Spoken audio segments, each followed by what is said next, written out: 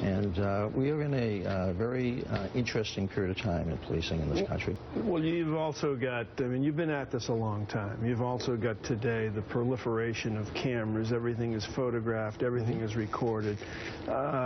In that scope of things, front page story in the New York Times today, murder rates rising sharply in many cities, slightly here in New York City. Given your vast experience over a lot of years, what do you sense is different today, the culture of the street in specific neighborhoods? Is the value of life lower among young teenagers who are out there and the access they have to guns? What has happened in that cycle? Well, a couple of things. Ironically, New York City this past summer, June to the end of August, we closed our crime numbers yesterday.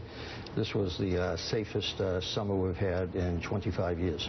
That in terms of shootings and murders, I'll be making a full report on that tomorrow morning. The issue you're raising about what is going on in our inner cities in particular, we have unfortunately a very large population of many young people who have grown up in an environment in which what we would describe as the norms or the values, the traditional norms and values are not there.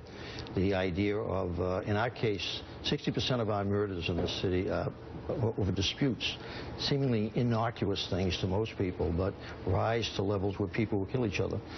We had a murder yesterday. A woman kills her boyfriend because she thinks he's cheating on him, and then gets her son to drag the body out into an alley, and together the two of them set him on fire. And we're not even sure if he was dead at the time they set him on fire. What? Who can explain this? In my 101 precinct the other day, we had a young man shot on the corner. 2 years ago, his brother was murdered on the same corner. So two brothers killed on the same corner within 2 years of each other.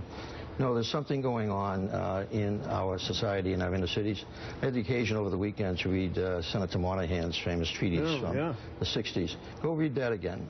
Talk about being prescient about what was going to happen in black society in terms of, he was right on the money, the disintegration of family, the disintegration of values. And it's gone beyond just the black community, although so much of what you're reading in the New York Times today is centered largely in communities of color in our major cities. And we really need to find ways to deal with this. The good news about this, the tipping point I'm talking about, is that when we focus attention on these things, we tend to get results.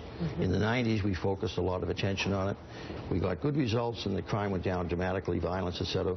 We got bad results that we're now understanding unintended consequence of a rising jail population that is really being significantly credited with some of the social ills that we're dealing with now.